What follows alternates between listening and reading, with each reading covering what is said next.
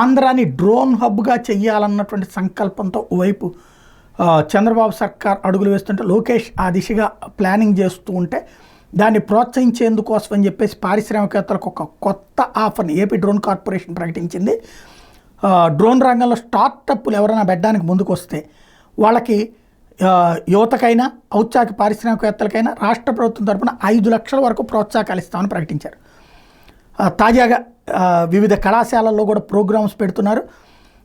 Atal faculty development programme అనే deep dive into autonomous vehicle theory to practice అనే ఒక కార్యక్రమం పెట్టి దాని ద్వారా ఏదైతే కొన్ని కళాశాలలో అక్కడ వాళ్ళని చైతన్యపరిచి వాళ్ళ చేత స్టార్టప్ కంపెనీలు పెట్టించి డ్రోన్లకి, ఎందుకంటే రాబోయేటటువంటి రోజుల్లో డ్రోన్లు అత్యంత కీలక ప్రాధాన్యం సంతరించుకోబోతున్నాయి. ఎస్పెషల్లీ వరదలప్పుడు అట్లాంటప్పుడే కాదు, రెగ్యులర్ యాక్టివిటీలో కూడా. ఒకటి పెళ్ళిళ్ళు పేరంటాలకి తీయడం ఒక ఎత్తు అయితే పల్లెలలో వ్యవసాయానికి ఇవే కీలకం కాబోతున్నాయి. విత్తనాలకి, పురుగు మందులకి చల్లడానికి, అట్లాంటి వాటికి.